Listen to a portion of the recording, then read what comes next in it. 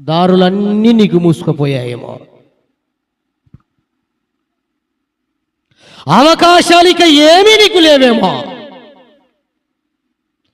ఎటు చూసినా ఎటు చూసినా ఎటు చూసినా